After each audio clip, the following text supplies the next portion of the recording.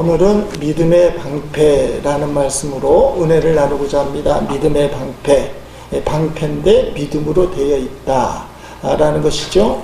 여러분, 1866년 9월 2일 날 대동강에는 제너럴 스모너라는 미국 상선이 불타오르고 있었습니다. 그때 많은 선교사님, 그 중에 선교사 한 분이 계셨는데 토마스 선교사님이라고 계셨습니다. 이분이 참수형을 당했습니다. 그래서 우리나라 최초의 개신교 순교자, 세계 말고 성경에서 첫 번째 순교자는 스데반이지만 우리나라에서 첫 번째 순교자는 토마스 선교사님, 그 선교사님이 순교를 당하셨습니다. 토마스 선교사님을 파송한 교회가 영국의 하노바라는 그런 교회입니다. 이 하노바 교회에 창립 370년 만에 영국인이 아닌 외국 목사님을 담임 목사님으로 결정을 했다는 겁니다. 그 당사자는 한국인 선교사 유재현 목사님이 하노바 교회의 담임 목사가 되었다. 토마스 선교사님이 순교한 지 148년 만에 이런 일이 벌어졌다는 거죠. 그래서 하노바 교회 교인들은 뭐라고 생각했냐면 토마스 선교사, 자신들이 파송했던 그 선교사님들의 복음의 씨앗이 열매를 맺었다. 148년 전에 토마스 선교사를 머나먼 중국 땅에 파송을 했는데 이 토마스 선교사님이 조선 땅에 와서 순교를 했어요. 그런데 그 한국 땅에서 온 선교사님이 하노바 교회의 담임 목사가 되었다. 좀 의미가 있는 그런 일이 아니겠습니까? 토마스 선교사님이 대동강을 타고 올라갈 때 채치랑이라는 사람이 유도돼서 4명에게 성경책을 줬다는 거예요. 자료에 한 100부 정도 뿌렸지만 남는 사람들이 4명 정도. 이 채치랑이라는 분은 평양교회를 세우신 분으로 나중에 알려집니다. 이 채치랑이라는 분이 박영식이라는 영문주사에게 성경을 줬는데 이 박영식이라는 사람이 자기 집에 도배지로, 그땐 종이가 귀할 때니까 이 성경, 한문 성경책을 도배지로 다 발랐다는 겁니다. 하나님이 놀라운 역사를 했는데 평양 최초의 교회, 널다리 교회 예배처소가 바로 박영식 도배지를 성경으로 발랐던 그 사람 집에서 시작되었다. 이름도 재미있죠. 널다리 교회. 널다리 교회가 그렇게 시작됐는데 더 놀라운 것은 1902년 평양 장대현 교회에 엄청난 부흥운동이 시작되었는데 널다리 교회가 장대현 교회로 바뀌었다는 거예요. 최초의 순교사 토마스 선교사님의 그 피가 평양 부흥운동의 뿌리라는 거예요. 더 놀라운 일들이 있습니다. 그 당시 선교사의 목을 쳤던 박충건이라는 병졸이 있어요. 이 사람이 사형수 목을 치는 사람이라 성격이 그럴 텐데 이 사람이 이렇게 말한 기록이 있습니다. 내가 서양 사람을 죽이는 중에 한 사람을 죽인 것은 내가 지금 생각할수록 이상한 감이 들었다. 내가 그를 찌르려고 할 때에 그는 두 손을 마주쳤고 무슨 말을 한 후 붉은 배를 입힌 책을 가지고 웃으면서 나에게 받으라고 권하였다. 내가 죽이기는 하였으나 이 책을 받지 않을 수가 없어서 받아왔노라. 박충건 씨가 토마스 선교사의 목을 치는데 웃으면서 붉은 배로 싼 성경책을 주더라는 거예요. 이 박충건 씨는 나중에 평양교회의 장로님이 되셨다는 겁니다. 여러분, 진실된 믿음을 갖고 뿌린 씨앗은 결코 헛되지 않습니다. 이건 역사적으로 보여주고 있어요. 하나님 앞에 내 자신을 드리면 마이너스처럼 보이지만 그 하나님 앞에 드려진 것 때문에 하나님 우리가 생각하지 못할 크고 엄청난 축복을 주시는 거예요. 그게 믿음의 역사다. 시간 하나님에 드리면 뺏기는 것처럼 보이지만 하나님이 시간을 보여주십니다. 헌금을 하나님 앞에 드리면 마이너스 같지만 하나님 우리의 물질을 플러스로 바꿔주셔요. 그게 경험이 되면 믿음의 역사를 경험하는 거고, 아무리 봐도 하나님 앞에 드리는 시간도 뺏기는 것 같고 마이너스고, 헌금도 마이너스 같고, 주를 위해 뭔가 하는 게 다 마이너스로 생각하며 믿음의 역사를 누리지 못하는 거예요. 오늘 우리가 믿음에 대해서 보게 됩니다. 믿음은 간단합니다. 하나님 앞에 사로잡히는 것, 하나님이 전부인 것처럼 보이는 것, 믿음의 주에 온전케 하시는 예수님만 눈에 보이는 것, 세상에 안 보이는 것, 문제가 안 보이는 것.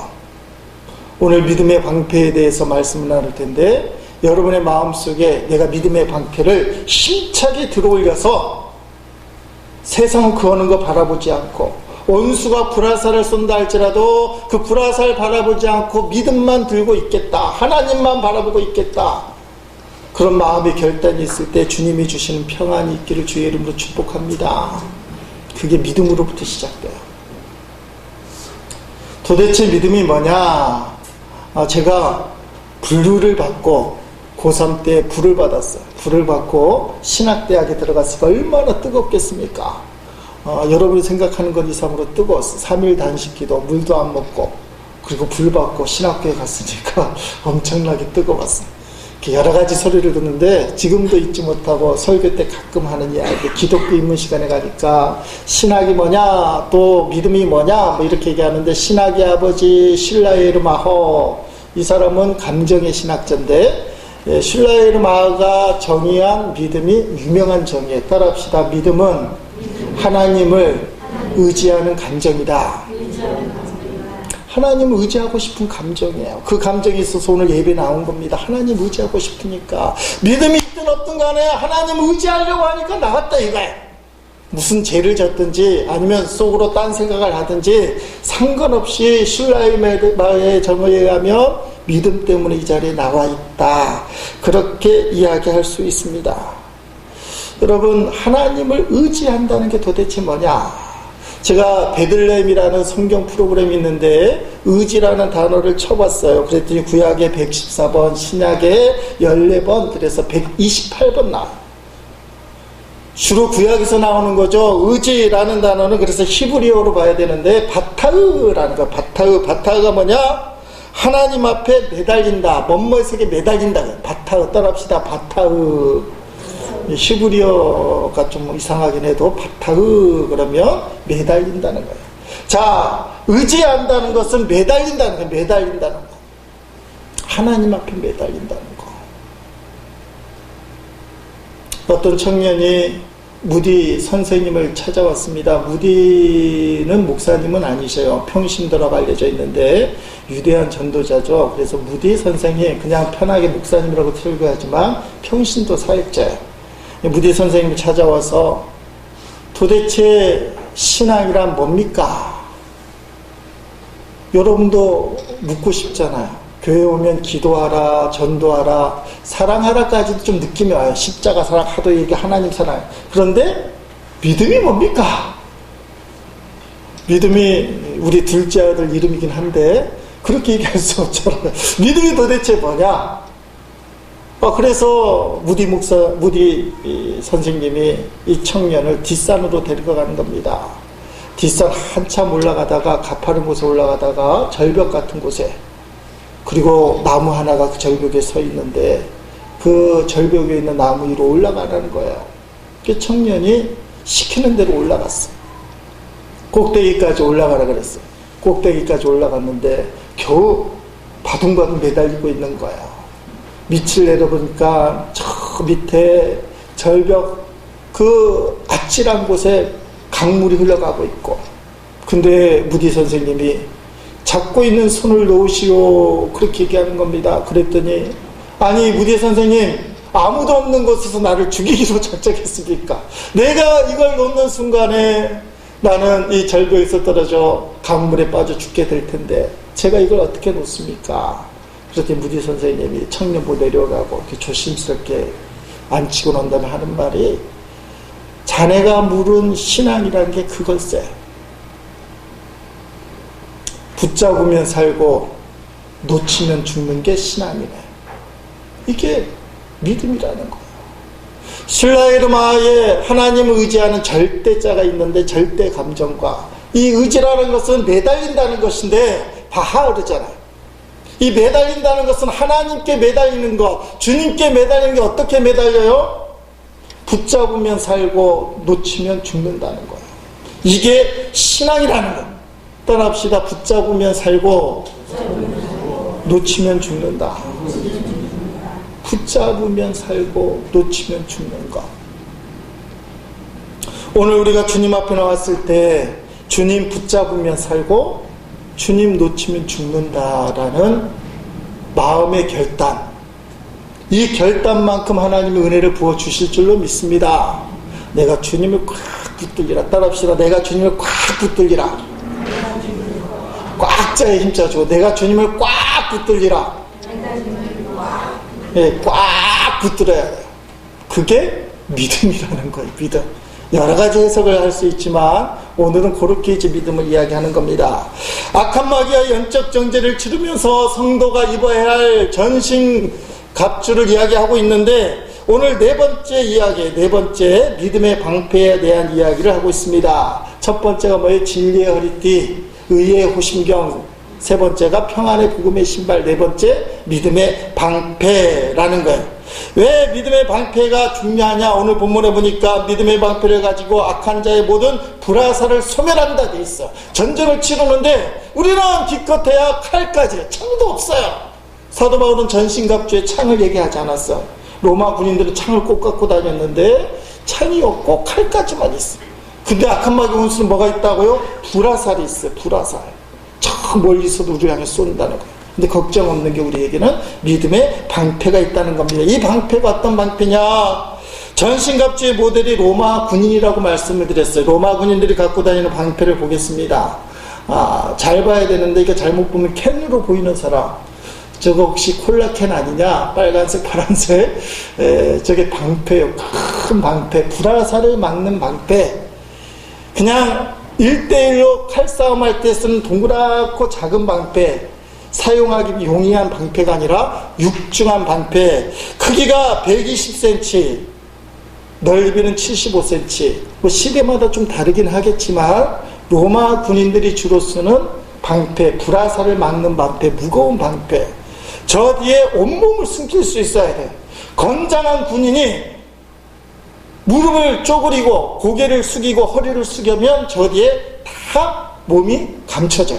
그러면 불화살이 막 날아와도 다다다다닥 방패에 꽂히지만 몸에는 꽂히지 않아요. 그러니까 저게 믿음의 방패라는 거예요. 여러분, 이 방패라는 것은 불화살 막는 방패 이야기예요. 칼싸움 할 때 개인이 쓰는 조그만 방패 말고 문짝에서부터 시작됐어요. 문짝, 나무로 된 문짝. 문짝 되어 있으니까 창을 던져도 화살이 날라와도 다 피할 수 있는 거예요. 사람이 어떤 생각을 가질까? 이 문짝을 갖고 다녀보자. 그래서 문짝을 갖고 다닌 게 불화살을 막는 방패의 시작이에요. 그래서 네모난 문짝을 이제 타원형으로 만들고 저기다가 로마 군인들이 금속을 입혀서, 쇠를 입혀서 단단하게 만든 것, 그것이 방패의 시작이라는 겁니다. 여러분, 방패가 어떤 역할을 합니까? 군인이 방패 뒤에 숨어서 불화살이 날아오는 것을 막아주는 거예요. 혹시 몇 년 전에 상영된 그 300이라는 영화, 스파르타, 페르시아하고 전쟁하는 거, 우리는 오직 말씀과 기도에 전무하시는 분들이라 그런 끔찍한 영화들은 안 보시는 것 같은데, 거기 보면 300명이 페르시아의 엄청난 대군을 조그만 길목에서 다 막아내잖아요. 하도 지니까 하늘이 시커멀커만큼의 화살을 쏘아대요. 그 화살을 얼마나 많이 쏘아대는지, 군사들이, 페르시아 군사가 얼마나 많은지 하늘을 화살로 덮을 만큼, 제가 영화를 봤을 때 영화 표현이 그렇게 돼 있어요. 햇빛이 가릴 만큼 엄청난 화살을 쏘아대요. 스파르타의 300명의 군인들이 그 엄청난 화살을 맞았는데 아무도 안 죽었어요. 이상하죠? 어떻게 안 죽을 수 있을까요? 방패를 다 막았으니까. 방패를 두고 다다다닥 하고는 아무도 안 죽었어요. 방패를 안 쓴 부상병들, 페르시아 구상병들은 다 맞아 죽지만 방패를 쳐든 스파르타 군인들은 안 죽었어요. 방패는 바로 그것을 이야기하는 것입니다. 군인들의 방패는 커다란 방패, 불화살을 막는 커다란 방패, 할 수만 있으면 가볍고 단단한 방패를 만들어야 되지만 오늘 성도들에게 주는 방패, 악한 마귀가 쏘는 불화살이 많잖아요. 걱정의 불화살, 문제의 불화살, 질병의 불화살, 자녀 문제, 앞으로 어떻게 될 것인가, 염려의 불화살. 그런 불화살을 막 쏘아댈 때 우리가 가져야 될 방패가 무슨 방패라고 되어 있죠? 예, 오늘 말씀이죠. 따라합시다. 믿음의 방패. 믿음의 방패를 가지고 있는 믿음의 방패. 오늘 본문 말씀에 잘 보면 이 믿음의 방패가 얼마나 중요한지를 이렇게 설명하고 있습니다. 본문 말씀 한번 읽어보겠습니다. 자, 아니요, 넘어가세요. 그래서 다 같이 읽겠습니다. 모든 것 위에 믿음의 방패를 가지고 이로써 능히 약한 자의 모든 불화살을 소멸하고 하며, 자, 모든 것 위에라고 되어 있어. 모든 것 위에 진리의 허리띠, 의의 흉배 또는 호심경, 그 다음에 평안의 복음의 신발을 신고, 영어로 치면 해부입니다. 해부라는 것은 착용하고 있어야 돼. 전투에 들어가면 놓을 수 없는 거야. 근데 그 다음에 나오는 것들은 테이크예요. 이 모든 것 위에 테이크 치아라 이 말이에요. 뭘 먼저 치러야 되냐? 믿음의 방패, 구원의 투구, 성령의 말씀. 이게 세 가지가 틀려요. 앞에 세 가지는 장착되어 있어야 돼요. 진리의 허리띠 풀면 안 됩니다. 호신경 풀면 안 돼요. 군화도 풀면 안 돼요. 그렇지만 후식할 때는 방패도 내려놓고 투구도 벗어서 내려놓고 칼도 옆에 놓을 수 있다 이 말이에요. 그럼 치하는 거예요. 그러니까 선택에 따라 달라진다 이거예요. 쉴 때는 놔야 되지만 필요할 땐 가져야 돼요. 자, 적이 불화살을 쏘아가는데 뭘 가져야 된다고요? 방패, 믿음의 방패. 그걸 어떻게 가져야 된다고요? 잽싸, 따라합시다. 잽싸게. 자, 믿음의 방패가 아까 말한 것처럼 불화살 막는 방패가 무거워요? 가벼워요? 무거운 거예요. 그걸 어떻게 가져야 된다고요? 잽싸게. 힘이 약한 아무개 집사님이 그걸 들으려고 하면 쉬울까요? 어려울까요? 어려워요. 어려워도 살려면 어떻게 해야 되죠? 가져야 돼요. 오늘 사도 바울이 믿음의 방패를 얘기할 때 해부가 아니라 테이크를 얘기하는 것은 결단을 얘기해요. 마귀가 불화살을 쏘고 있습니다. 진리의 허리띠, 의의 호심경, 평안의 복음의 신발은 신고 있는데 불화살이 날라올 때, 마귀가 쏘는 세상 걱정 근심이 날라올 때 우두커니 있으면 어떻게 돼요? 죽어요. 가만히 있으면 죽어요. 힘들더라도 어렵더라도 믿음의 방패를 테이크 치해야 돼요. 그리고 몸을 지켜야 돼요. 그게 믿음이라는 거예요. 믿음은 성경에서 이런 표현을 합니다. 유명한 믿음의 장이죠. 성경에서 믿음장 하면 히브리서 11장을 이야기하는데 40절로 되어 있어요. 그 40절 중에 믿음이라는 단어가 23번 나와요. 23번. 그 내용으로 보면 믿음으로 아브라함은, 믿음으로 모세는, 믿음으로 다윗은, 이렇게 믿음으로 아무개는 나와 있는데, 믿음에 대한 가장 일반적인 정의를 두 가지로 얘기하는 걸 보게 됩니다. 우리가 잘 아는 절, 히브리서 11장 1절, 믿음은 바라는 것들이 실상에 보지 못하는 것이 증거다. 히브리서 11장 6절, 믿음이 없이는 하나님을 기쁘시게 하지 못하나니 하나님께 나아가는 자는 반드시 그가 계신 것과 자기를 찾는 자에게 상 주신 자이심을 알아야 할지니라. 이게 믿음에 대한 히브리서의 중요한 정의예요. 자, 먼저 1절 말씀 다 같이 읽어봅니다. 시작. 믿음은 바라는 것들의 실상이요 보이지 않는 것들의 증거니 하며, 쉬운 성경으로 좀 해석하는 성경 읽어봅니다. 믿음은 우리가 바라는 것들에 대해서 확신하는 것입니다. 사실임을 아는 것입니다. 아멘. 이 말씀 뭐예요? 손에 잡히지 않고 눈에 보이지 않고 귀에 들리지 않아도 그것을 믿는 것은 확신하는 것.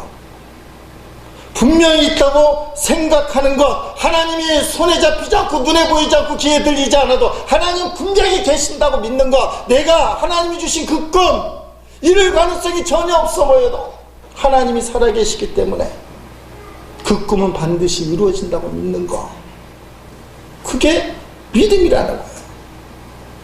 하나님의 살아계심을 확신하고 하나님의 인도함을 확신하고 하나님이 내게 베푸신 사랑을 확신하고, 지금은 좀 쪼달릴지 모르지만 하나님이 나를 축복해 주실 것을 확신하고 내가 그 확신을 붙들고 서 있는 것, 이게 믿음이에요.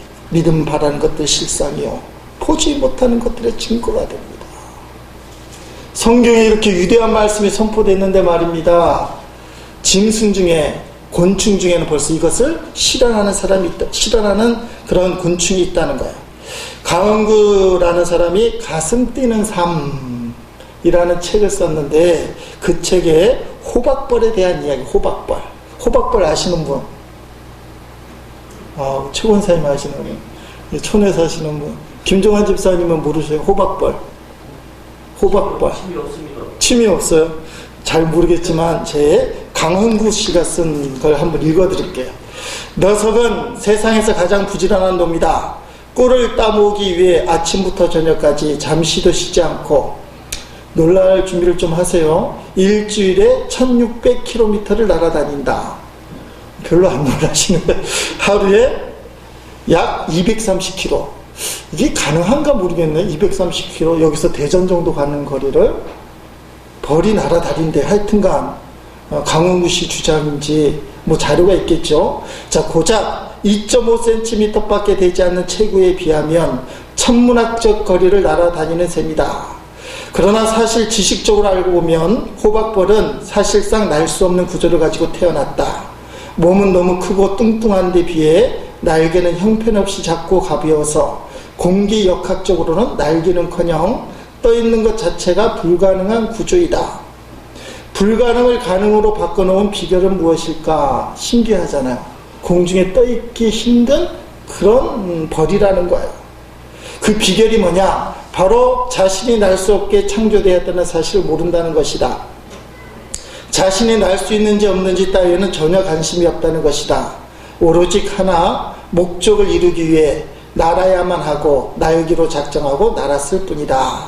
그러면서 강원구 씨가 이렇게 썼어요. 작심한 자에게 불가능이란 없다.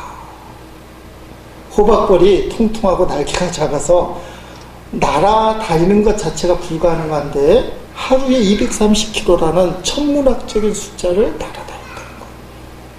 왜 날아다닌다고요? 날아야만 하고 날개로 작정하고 날았을 뿐이다, 이렇게 얘기하는 거예요. 이거는 강원구 씨가 표현한 거예요. 호박벌은 자기가 통통하고 날개가 작은 것도 몰라요. 다만 날아야만 했고 날았다는 거예요. 작심한 자에게는 불가능이 없대. 오늘 저와 여러분이 하나님을 믿기로 작정하시기를 주의 이름으로 축원드립니다. 아니, 호박벌도 하는데 그렇잖아요. 통통하고 날개가 적어 날 수 없는 호박벌도 하루에 230km를 난다는데, 살아계신 하나님을 믿는 우리가 믿음이 있다면, 믿음이 바라는 것들이 실상이요 보지 못하는 것들이 증거라면 왜 못하겠냐는 거예요. 못하겠다는 생각이 자꾸 우리에게 불화살로 공격해 올 때마다 이 성경 말씀을 우리가 함께 마음속에 새길 수 있길 바랍니다. 마가복음 9장 23절 넘겨보겠습니다. 다 같이 읽어봅니다. 시작. 예수께서 이르시되 할 수 있거든이 무슨 말이냐? 믿는 자에게는 능히 하지 못할 일이 없느니라 하시냐. 아멘. 빌립보서 말씀 듣겠습니다. 내게 능력 주시는 자 안에서 내가 모든 것을 할 수 있느니라. 아멘. 꼭 생각하세요. 따라합시다. 호박벌도 하던데 2.5cm의 조그만 그 벌도 하는데, 하물며 하나님을 믿고 언약의 말씀을 붙들고 있는 우리, 나는 설령 못한다 할지라도 주님 안에서 나는 할 수 있다. 여러분, 문제가 있을 때 그 문제를 붙드는 것이 아니라 문제를 해결해 주신 하나님, 나를 위해 죽으신 예수 그리스도, 그분을 붙드시기를 주의 이름으로 축원드립니다. 문제를 묵상하고 붙들게 되면 그 문제 때문에 멸망당하고 도적질당하고 끝내는 죽어요. 왜냐하면 불화살을 쏘는 마귀의 계략이기 때문에 그래요. 요한복음 10장 10절에 나오고 마귀가 하는 것은 도적질하고 죽이고 멸망시키는 거예요. 문제라는 불화살을 쏘아서 도적질을 하고 죽이고 멸망시켜요. 반면에 우리가 예수님을 붙잡게 되면 그 예수님이 우리의 문제를 해결해 주셔요.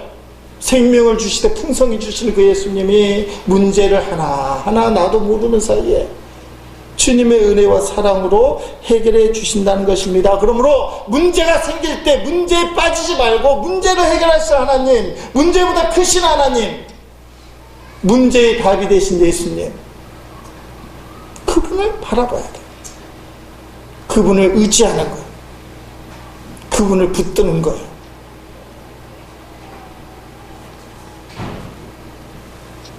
이와 비슷한 말을 한 사람이 있습니다. 세계적인 리더십 전문가라고 하는 존 맥스라는 사람이 이런 말을 했어요. 문제를 어둡게 보는 사람은 패배자가 되고 문제를 밝게 보는 사람은 승리자가 된다. 그렇게 됐어요. 내게 주어진 이 문제를 아이고 죽겠다. 어둡게 보면 패배자가 되고 또 문제네. 이 문제는 변장된 축복이야. 이번에 당하는 고난은 하나님이 허락하신 변장된 축복이야. 그렇게 받아들이면 그 사람은 승리자가 된다. 사랑하는 성도 여러분, 설날 앞두고 마음이 편하진 않죠. 아이들은 마음껏 기대가 부풀어요. 어떤 기대가 부풉니까? 세뱃돈. 근데 경기도 힘들고 이리저리 어려운 어른들은 아이고 이번 설날을 어떻게 보낼까? 인사하는 곳을 줄여야 되지 않을까? 고향은 아예 가지 말까? 그런 마음이 들 거예요. 오늘 여러분에게 주어진 여러분을 슬프게 하고 좌절시키고 낙심시키는 문제를 향해서 예수님의 이름으로 선포하세요. 내 뜻대로 하지 않고 주님이 뭘 원하시고 주님이 원하는 거라면 내가 모든 걸 할 수 있다. 자, 1972년 남미에 있는 안데스 산맥을 지나가던 비행기가 추락을 했다는 것입니다. 그때 29명이 죽고 16명이 살아남은 거예요. 이 사건은 하도 유명해서 72일 동안 16명이 생존을 했는데 영화로도 만들고 그런 유명한 사건이에요. 1972년도에 있었던 72일 동안 16명이 살아난 이 사건인데 그때 생존자들이 두 부류로 나눴다는 겁니다. 첫째는 신은 죽었다. 신은 지금도 우리를 훈련시키고 있다는 사람, 할 수 없다고 생각하고 할 수 있다고 생각하는 사람, 절망하는 사람과 소망을 주는 사람, 이제는 끝이라고 하는 사람과 이제는 그래도 시작이라고 하는 사람, 이렇게 나눠지는 거예요. 일주일 만에 겨우 라디오 하나를 구했는데 그 라디오 들던 한 사람이 한숨을 푹 쉬더니 이제는 끝이다. 이제는 진짜 끝이다.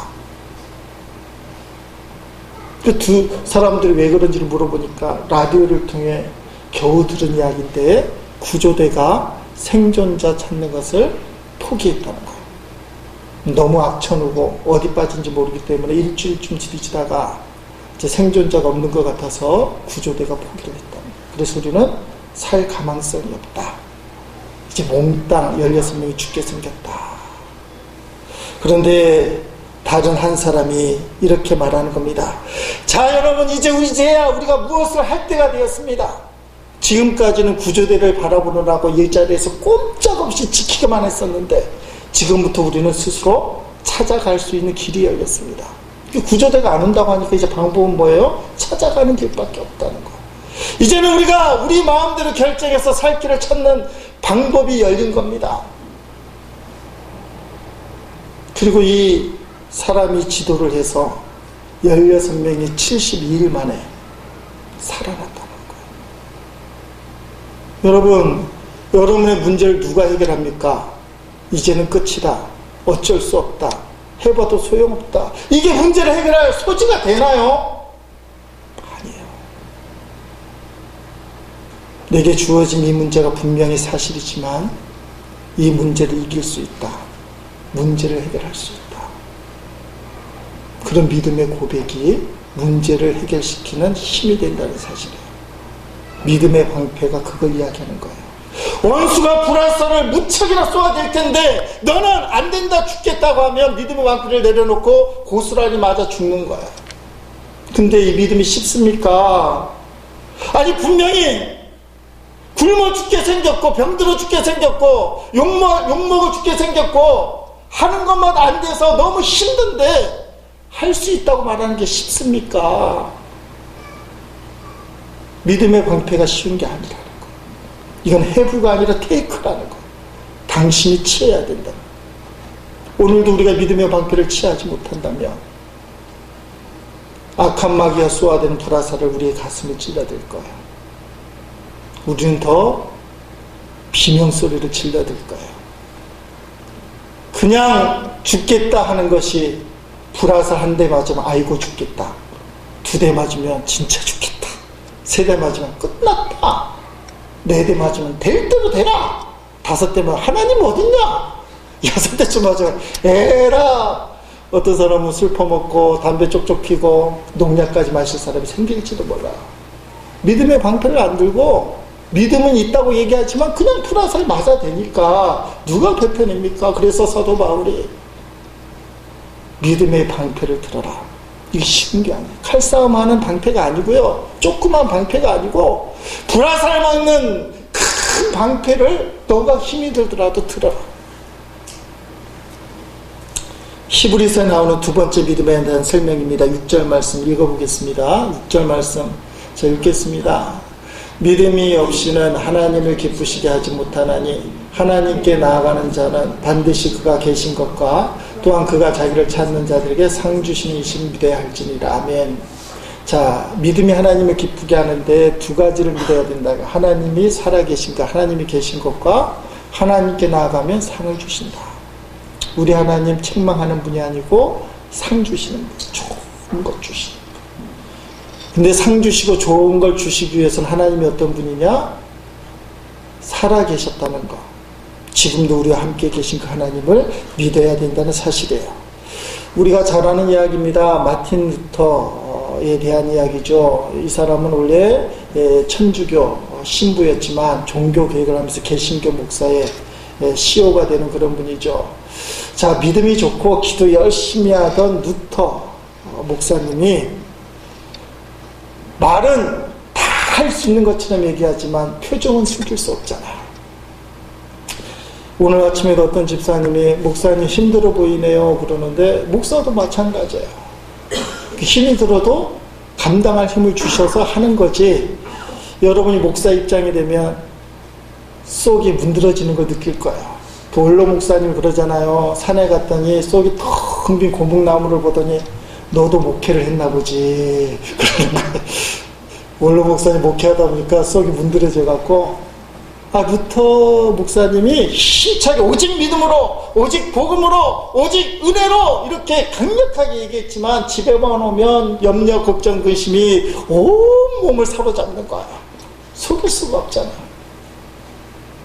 낙심하고 절망하고, 천주교인에서 교황이 죽인다 그러지, 자기가 기도한 대로 잘 안 되지, 자기가 꿈꾸는 대로 안 이루어지지, 답답하고 미친 노릇이에요. 염려, 걱정, 근심 꽉 사로잡혀서 집에만 오면, 밖에서는 아주 단호하게 믿음 있는 것처럼 외칠지 모르지만 집에만 오면 절망하고 낙심하고 불쌍한 표정으로 있어요. 사모님이 너무 안쓰러운 거예요. 안쓰러워. 그 유명한 얘기가 어떻게 시작돼요? 사모님이 절망하고 낙심해서 집에 들어온 마틴 루터에게 상복을 딱 입고 나타난 거예요. 그래서 마틴 루터 목사님이 상복을 입은 부인을 보니까 이상하잖아. 도대체 누가 죽었어? 그렇게 물어봤어. 그랬더니 부인이 한 말이, 하나님이 죽었습니다. 또 마틴 자, 애끼 이 사람아, 하나님 도대체 왜 죽어? 말도 안 되는 소리를 하고 있는 거야. 부인이, 당신이 하는 거 보니까 꼭 하나님이 죽은 것 같아. 영락없이 하나님이 죽지 않고서야 어떻게 당신이 이렇게 절망의 표정으로, 비탄의 모습으로, 낙심하는 태도로 있냐 이거예요.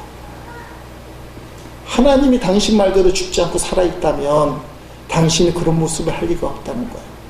그 당신 모습 보니까 하나님이 죽은 게 분명해서 상복을 입고 왔다는 거예요. 사모님을 잘 만나면 목회가 잘 되는 것도 같아요. 마틴 루터가 바로 깨달았어요. 그리고는 9년이 일어서서 종교개혁을 추진을 했어요. 어떻게 보면 우리 집사람이 이제 맨날 상복 입고 나타날지도 몰라요.